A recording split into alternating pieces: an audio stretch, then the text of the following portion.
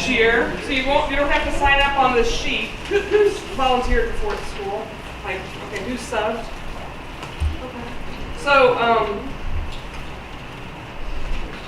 you're not going to flunk or anything. We're going to tell you what the answers are, but it's just a way for us to gauge, and to talk to you or whatever. So I will at the evening tell you what all those are, so you can check your work before you turn it in here. I hope that those of you that can do some subbing. 99 to 100% of our subs is done by parents at the school because you're never by yourself, with the co-teacher model. So it is really valuable, and we every year can satisfy that. But sometimes like 8 or 9 people are the ones that are called all the time, and then by April or May they're going, So get on in there. We'd love to have you. Just step up. So like Mondays AMs and PMs, Tuesdays AM PMs, whatever you can do, just mark those boxes. That will help. Faith Stout, I thought I saw you. Yeah.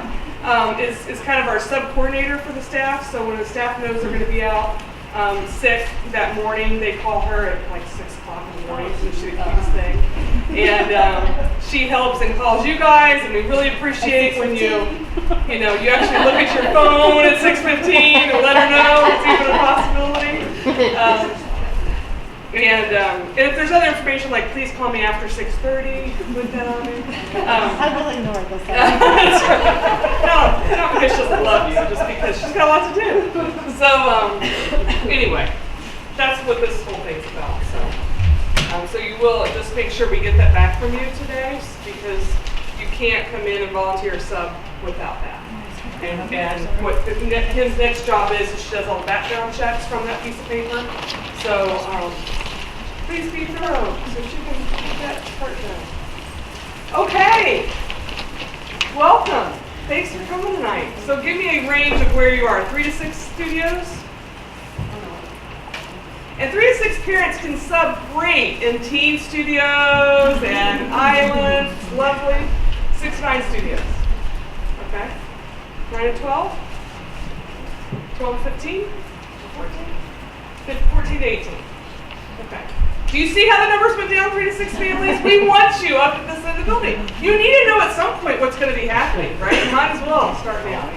So my job today is to try to give you, not overwhelm you, but give you good information for you to start reflecting and thinking about, so you can be the best you can be in the studio. We're in a renewal year this year with Ball State, and they have a new group that'll come in and do like an annual visit, and they're like, yes, we'll go in and talk to kids, and then we're like, no, you won't. Like, what do you mean? Like, we don't do that, like all of our families go through a workshop. Like, if you want to go through a workshop, they'll let you maybe talk to kids, But anyway, it's important to us, not because we don't think you're wonderful people. It's because we really want to have consistency. And that doesn't mean we're perfect and we make mistakes, but we want to help you be as consistent as possible. There have most definitely been times when parents have walked in a 3 to 6 classroom studio and say, wow, what a beautiful picture. And within, we think, Rick, 5 minutes, you have 9 kids over to that parent trying to understand that part, right? So Rick does a lot of subbing in the early ed, so Thank you. we appreciate that. I do too. Yeah. And a lot of times, we just want to help to give you the information to know the why behind the do, why we do what we do. So please, you're not going to offend me. I want to hear your questions. If we get to something that you're like, why do you do that? And why not just I want to hear it so I can help you to understand why we do what we do. Or I might say, I don't know, we wrote that down a long time ago. No, probably not. We look at everything every year. But I should still be able to think about why we put that down, okay? What's your first name again? Amy. Amy is going to be helping us through the slideshow, so to keep me kind of on track. Oh, isn't that cute? And so we bring you into our hearts today, and thank you for, you'll come in and step in as one of us, or volunteer to go an out trip or something, so we appreciate that. Do we have any PIP council members here tonight?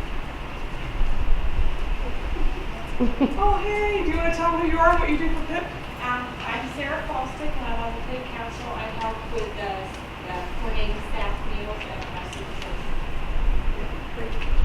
And staff members here tonight, I said Faith, so 3 to 6. Angela, you want to say who you are? I'm Angela, and I'm in Typhoon, which is the 12 to 14. I'm Erica. I'm in Ocean, which is 6 to 9. Kim, do you want to introduce?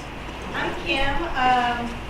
I'm from 6 to 12, or 18. You'll find me at the car tag. And Margaret? I'm Margaret, I'm in Foxwood.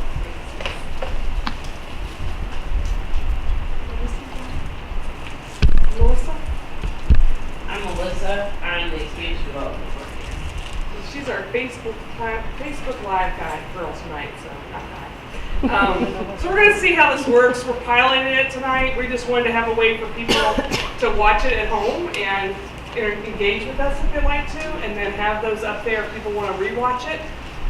So we'd love any feedback on that too. If you go home and watch parts of it or whatever, and how was it effective, do you think that's a good way, or should we just keep doing the DVDs? So we'd love your thoughts on that. Okay. So supposing I said there was a planet without schools or teachers where study was unknown, and yet the inhabitants, doing nothing but living and walking about, came to know all things, to carry in their own minds the whole of learning, would you not think I was romancing? Well, just this, which seems so fanciful as to be nothing but the invention of a fertile imagination, is a reality. It is the child's way of learning. This is the path she follows. He learns everything without knowing she is learning it, and in doing so, she passes little by little from the unconscious to the conscious, treading always the paths of joy and love. So that was Maria Montessori's gift to us. And it's our jobs as stewards, staff, and you to keep that flame going, right? Is to recognize that path, that as children have within them everything they need. So our premise always starts with that. We don't start with what we're going to pour into them today. We start with they are Cuban's potentiality, right? And it's our goal to help to create environments that are prepared and adults that know their roles well, that support that in growing. And so when you come in as a volunteer or a sub, we want you to be in that thought process too. You know, this is a little, most of us will go back to what we knew, what happened in our childhood, who the adults were in our space. And we act like that's not who we are, but sometimes that comes back out again. You would never say, oh my gosh, I sound just like my mother, father, whatever, right? So we want you to develop that consciousness as you come into the space that we have. And when you come in new with fresh eyes, you help us to remember the things that we do. And so we love when you say like, why do you guys do this? Because that helps us to stay grounded and not take things for granted or get on an autopilot mode. So we love that about it. So the preparation of the environment. What do you know right now about what's in the environments right now that you're in? What do you observe? Everything's designed to learn. All the Okay. toys are designed to engage their minds and their hands and to get everything going. Yeah. Do you think there's been great care in that, or we just kind of threw it out the day before? Pretty sure it's probably substantially thought of. Yeah, I'm pretty sure some staff members clock more hours than I clocked all summer, when I worked all summer. They were here all the time. And that's not because they're freaks about this process, but they really want to do what's best for children. They really want to make sure those environments are prepared with not just the physical materials that she spoke of, those are really important, but also the educational components of that and their preparation. A lot of times the teachers are practicing the materials. And not because they're dense, because they have to keep practicing them to understand their purpose and know how those things work. So everything we put in the environment is made with great care. And it is so frustrating when a young child goes to get the puzzle map out of the United States, and there's 3 states that are missing. And they say, Barbara, we don't have these 3 states. And I say, oh, well, it's okay. At least you got the other ones. Like that takes away that care, right, that we so look for. And so a lot of times that's what we want your help with. I don't know if you realize, it takes 1 trillion hours over the course of a year for a teacher to make sure, both that teacher team, to make sure that environment's appropriate. So if you're not sure you want to sub, but you want to volunteer some, that might be your role. You might be in charge of the puzzle maps, and you come in once a week, and you work with the children and see what items need to be reordered or repaired or that kind of thing, because that preparation environment is so important. We ask that if you're here to sub, that you come 20 minutes early and stay 20 minutes later, and not that that gets it all done, but it gives us a great start. And without the co-teaching person that's with them usually, you can also help them with all the things like, I mean, the children do great work. You've seen this, right? At the end of the day when they're doing their job responsibilities, they're amazing. But oftentimes some work still needs to be done, right? And so the re-rolling of the rugs or the sharpening of the pencils or ensuring that the paper is all back where it needs to be and that the metal insets are ready and all those pieces are a part of that is really, really important. So that's one piece of that. And so sometimes parents do perfect. Sometimes parents also volunteer just to help with that prep time or with the animal cage once a week and come in with the children and just help them to clean that animal cage. So if you're thinking about things to do, those are things you might want to think about. If you just have a limited amount of sporadic time, that might be something you want to do with that. So when we think about the preparation of the environment, there's also this, the day, how the day works. And so each studio should have a studio folder that they would give to you if you were coming in to sub in the room. And so it would give these things to it. If you're going to volunteer just for the day, or if you're just, sometimes parents, before they start subbing, just come in and spend the day. If they want to see how the process works. And you might say then, can I see the subfolder? You might be one of those people that like to see the big picture. You want to see the whole process first. So what time do they do class meetings and groups? When's the work time scheduled? Are there small groups lessons? Sometimes they'll take turns every other morning. Sometimes they're both work within the morning. How they use learning plans or journals or work. How do they communicate that? How does snack work at that studio? Every studio is a little bit different with that. Sometimes a child doesn't open it until 9 o'clock. Sometimes it's open, before kids come in. Sometimes the food's kept in the refrigerator, and so forth. So asking those questions. When it's lunch, and what is that process for that? The children get to choose wherever they want to see. Do they take turns choosing? How do they use the microwaves? Or if they bring something frozen and there's not enough time to warm it up, like all of those kind of things, asking those questions. Outside time, why do we not call it recess? Why not just say it? Everyone says recess. Why not just say that? Because they learn outside just like they do inside. Well, they do, and we also have that part of, that image that we get when it's recess time and children screaming, yay, it's recess, like I don't have to do this thing anymore. Well, we hope that learning's fun too, that it's not something they have to get away from or run away from. So oftentimes you'll see children outside during the work cycle. And so it's not just something special we save after we do all of the bad or hard things. We try to make it a more collective, balanced approach. Some studios have job or crew responsibilities, and then the beginning and end of the day adult responsibilities, so what those might look like too. So we talked about the preparation part. We talked about some volunteer options, knowing the expectations for the age level you're supporting. And so that's really unique, and Rick's going to pass out a couple of things here.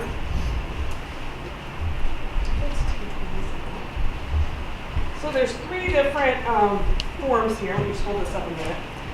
There's the elementary adult commitments, the early ed adult commitments, and the teens.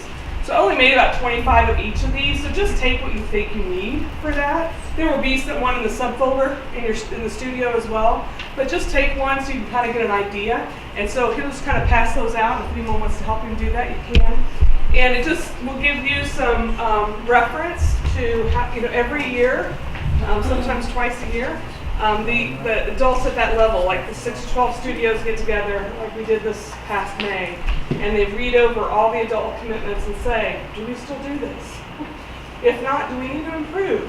Or is it just not something we value as much as we thought we did? And so we adjust it and change it. So we really think about what those different ages need and what we do as the adults as a part of those commitments.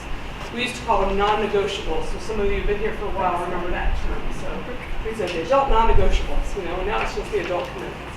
Similar to how we do the parent commitments and so forth. So you can just hand them out and they can choose which one they want if you want read too. Yeah, that's okay. If you don't need the 3 to 6, you can wait for an elementary one or something. Yeah, you're fine. Are those also online? I believe they're on our website, but I forgot to check today. And that, if you all been to the current family, the parent portal of the website, does anyone know if that was on there? The adult commitment forms? They might be under the employment tab, actually. The resources for the employment tab.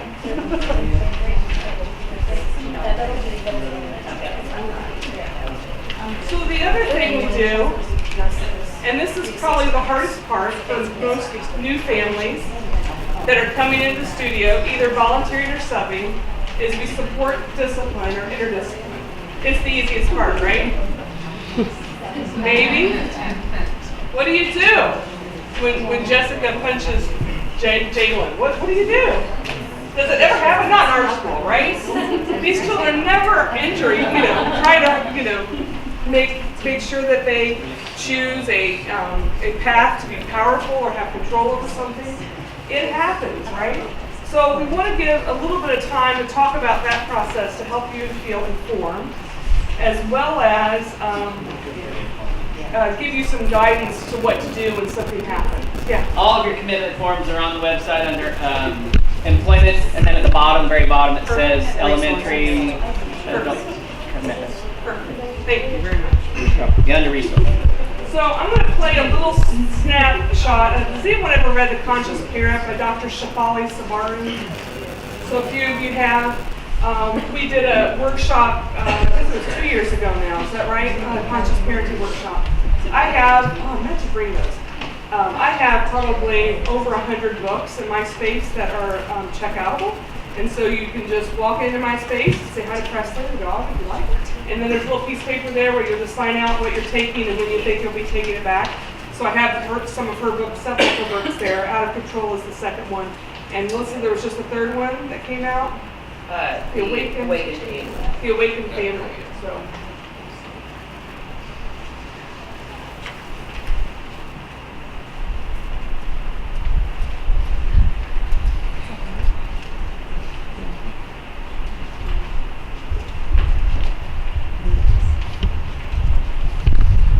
Now it's time to talk about what conscious parenting is.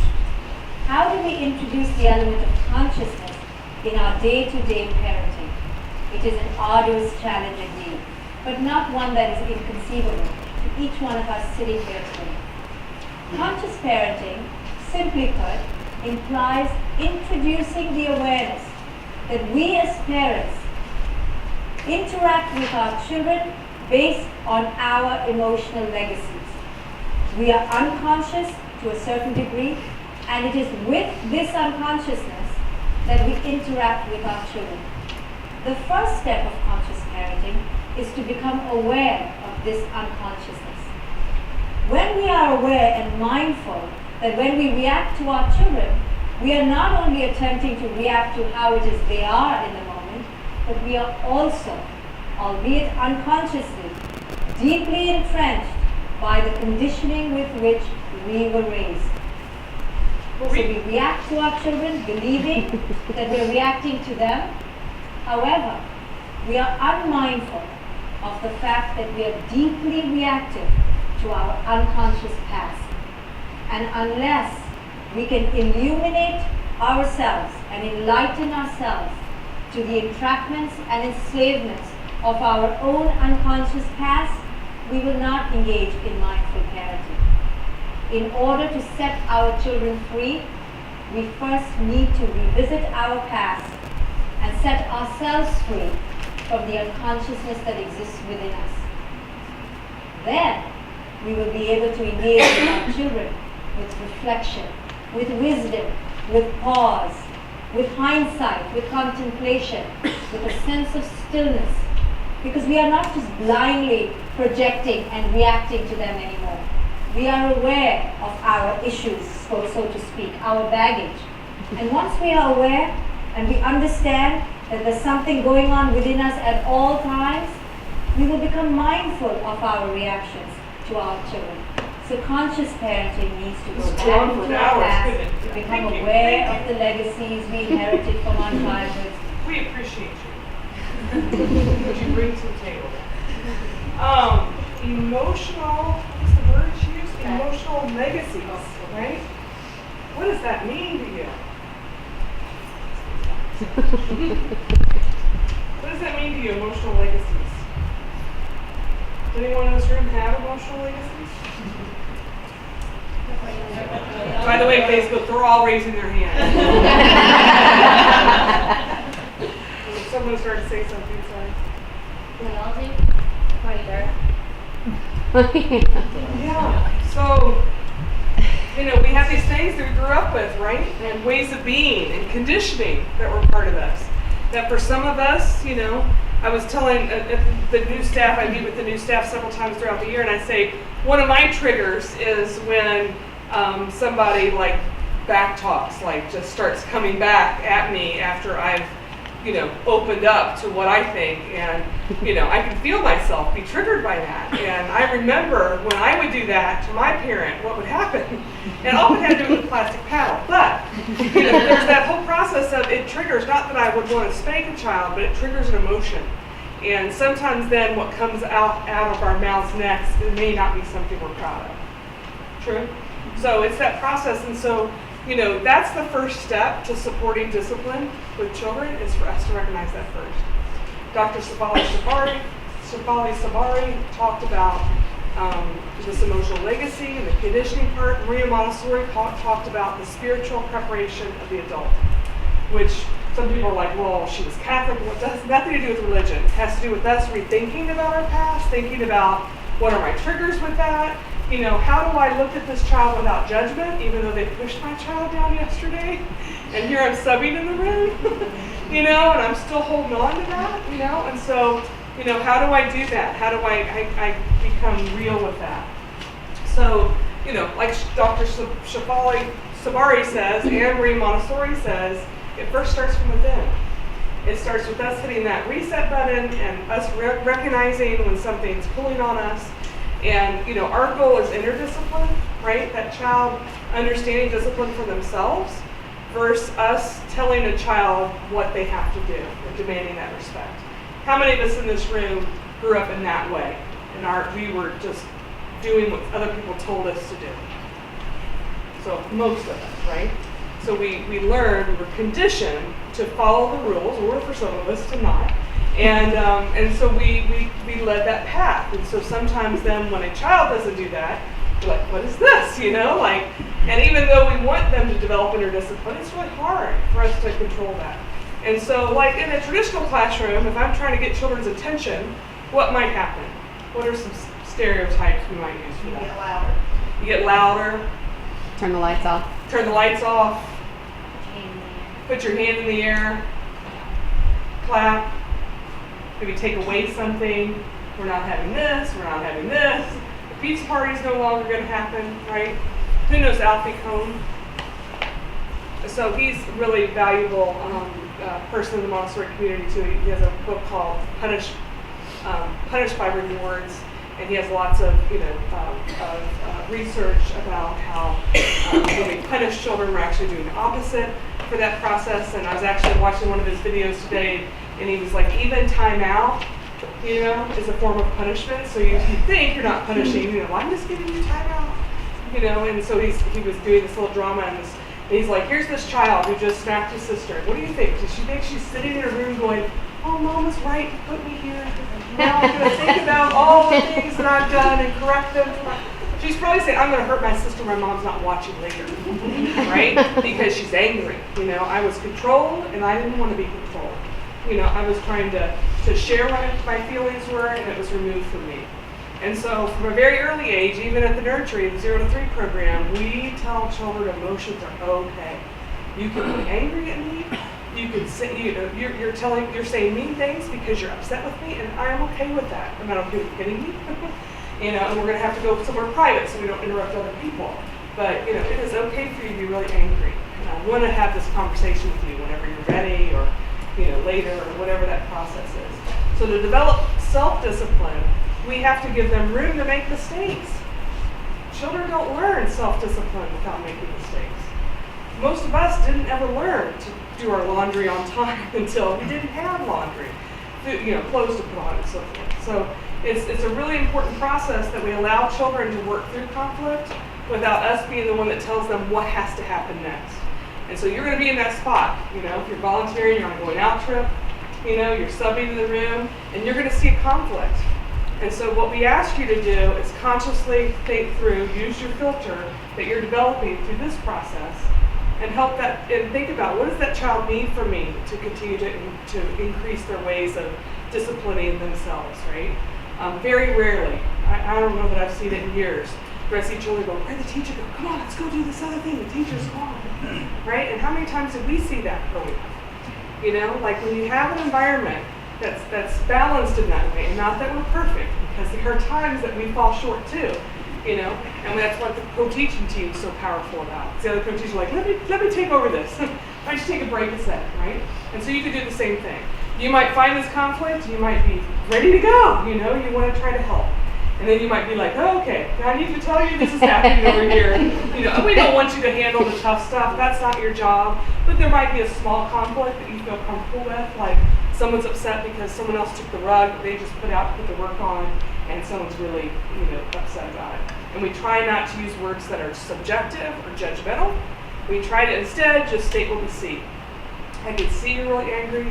It seems like you want to have this conversation with them. They can't probably hear you with you screaming. Why don't we walk over here? Would you be open to that? Let's take a breath. And let's see if we can come back and, but they're at my, I hear you, Brett. Can I go tell them to not be at that rug just for a minute till you have a conversation with them? Would that help the situation? Can you wait for just a minute? I know you think that's your rug, and I hear you too. And so, you know, there's this process, but I think this other person wants to have this conversation with you, and we want to allow them to, but right now they're just not ready. Can we just give them just a minute to be ready? You know, and you might find yourself in that place where you can do that and support that as you get to know children in that way, but we don't pigeonhole. We don't talk to other adults about children that aren't our children. You know, we don't share with them stories about those children. We hold children in respect and with decency because we believe in them, you know, and they will fall short just like each of us has fallen short in the process, but we want to help them to hold their dignity intact. And oftentimes, as that child grows and they start to realize other humans are watching what they do, then sometimes the actions that they give are more about being humiliated than they are about real anger. And so holding them with dignity is so important, and helping them to keep their dignity when they themselves cannot hold it all together at that moment. And we've all been there. We've all been at that place. And so we want to help them and do that process. And we don't know what memories they make every single day. And you may think it's no big deal when you're like, stop it, you're crying like a baby. You're like, oh my gosh, I just said that. I can't believe I just said that. Like, you know, those things will come out, and then we just apologize. That was not appropriate. I'm sorry that I just said that to you. I should have. Can I try again? Can we hit a restart? You know, that is okay. You're going to make a mistake. Tell the teacher too, just in case they go home and parent comes back in. They're like, I don't know. They're like, they said it to you, and you're like, I don't know. So that just helps us all to stay on the same page. Questions, thoughts, comments about that? Did you have a thought? When you make a mouth movement, sometimes I'm just going to ask you. So it's probably the hardest part for most of us, you know, to get in that process, and but it's one of the most important things we do with young children is to try to help them. And so we don't go shh, you know, we don't try to give them those directions that are going to make them feel controlled. We try to help them to recognize what's happening and then to lead them to that next step. And oftentimes you won't know always what happens if you're subbing and you see somebody having a conflict and they don't handle it, but you're like, but what happened? They hit that person. What happened? If we do our job well, you will never know what really happened in that situation. If you want to say, I'm struggling because I saw that child hit that other child and it didn't seem like anything happened, you're welcome to ask those questions. They may not be able to give you details, but they can at least understand what your concern is, right? And they might say, oh, I didn't know that part happened. I wish I would have known that. Let's go talk to them together. Or they might say, well, actually, we learned this other thing, and so we're just going to let this part move on for now and see what happens next or whatever. So, we most certainly address things, but it may not always be addressed just exactly like what you think should happen. And we want you to feel safe and confident in that process too. Because you may not know the whole story of that child, and frankly, we can't share that whole story of that child with you. And so we can only share with you what's absolutely necessary for confidentiality purposes. So we talked about those commitments in those three things.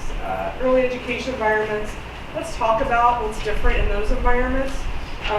And anything you notice in that environment with the adults that you've watched the window and so forth. what might be specific for 3 to 6-year-olds. They swap down to their level. Yeah, we try not to be towering over them, right? Does everyone know Jacob? That works in school. Hard for him, right? Jacob's 6 something, right? And but we really try to be at their level, and we try to go with that. We try not to wear shoes that make a lot of clumping sounds. You know, we try to wear clothes that are really comfortable because they're on the floor a lot, as well as the 6 to 9 teachers and so forth. So, you know, and one thing to think about really at all ages in the studio is perfumes that you wear. You know, if you wear a perfume that other people can smell, it can throw off a child. It can really affect, smells affect children as well. And so don't be alarmed if children say to you, you drank coffee, you stink, you know, because they're just sharing what they're seeing, what they're smelling. And you can, you know, share back to them, I did drink coffee this morning, you know, or you can say, you know, that felt a little bit hard, if that felt like it. But oftentimes we try not to put our own emotions into that and just state what we see and try not to get caught up in the way that they display something of unpleasant. In the elementary environments, you know, well, on the other part I was going to say about early childhood environments, oftentimes if you've got especially a 3 or 4-year-old, going into those environments that first time is really tricky. Why? You're brand new. 3 to 4. Yeah, and so they're trying to figure it out. What about if your own child's in there? Maybe, right? Yeah. Or they start to act different because you're in the room, or they don't want to share you. I feel like mine would just run away. You wouldn't want it. Yeah. Sometimes people are really surprised, like the first time I went in the room, like I had no idea that they were going to be whatever, you know, the action was. So you might want to think about that. You might want to, the first time, just spend a little bit of time in there. Maybe at lunch, you know, talk to the teachers about it if you want to volunteer in there. Oftentimes, in 3 to 6 environments, the teacher, the parent will volunteer or sub in other rooms for a while first, so their child gets used to them just being in the building, and then they can, you know, start to move themselves into that process. In the 6 to 12 environments, there's not doors, right? That's the big change that happens. And for some teachers, that's really hard. It's easier to see everything that's happening. Not really, but it's kind of easier. Everything that happens in the 3 to 6 environment. In the 6 to 9 and 9 to 12 environments, it's harder, right? Because things are more open. Sometimes they'll be outside and inside. And so we use this strategy called withedness. Who can tell us what that is? Go ahead, Teresa. I know you're just dying to say something. Just determined not to be inverted. She's like, I'm going to pull myself there where you can't see me. Do you want to share withedness? Withedness, I jokingly called it paying attention skills. Just maintaining an awareness of what's going on around you, what you can observe, and putting yourself in places in the room where you're able to see what's going on. So that for us would be having your back to the wall and being on the perimeter of the room so that things don't happen behind you that you can see. So that's important, the 3 to 6 level too, but it becomes more important at the 6 to 12 environment. It's just trying to position yourself in a place where you can see, you know, and if you go over to check on a child that's over here, I can talk to them like this, you know, so I can still kind of look out. And I want to give them my attention, but I also might say to them, you know, just before we start talking, Melissa's, the lesson, and I need to make sure I can see the room. So every once in a while I'm going to glance around. But that doesn't mean I'm not listening to you, you know? And for some children, they need to hear that up front, or else they're constantly going, hey, hey, hey, hey, you know, like, what are you doing? Like, you're not looking at me. So sometimes telling them up front, that's an important one. And the teens program, who's had a child in the teens program and have subbed in the teens program? How is it? Is it hard? It's wonderful. Why? They do their own work, and they just have to make sure they're at the table and following their own rules of conduct that they know that they're supposed to be doing. Yeah. But then they it's 10:15 and half of them disappear, and you're like, where did they go? But they're at the They're class very where they're independent. supposed to be. Yeah. And then See how much cake? It's cake in the teens program. Us some in the teens program. it's my favorite set. Yeah. But I was secondary teachers, so I'm like, Yeah. don't like it down there.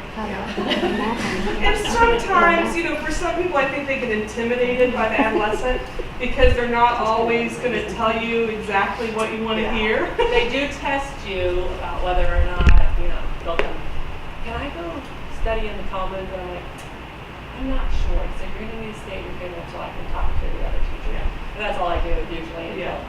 And it's not usually a problem, but you just have to find out what those classroom rules are. I find that often that they're far more helpful than you would ever expect, especially this particular group of teams that have encountered this, that they are very, they may appear on the surface to be chaotic and loud, but internally they're very well organized people. So if you check in with them, hey, I don't know stuff, can you explain to me what's going to happen today?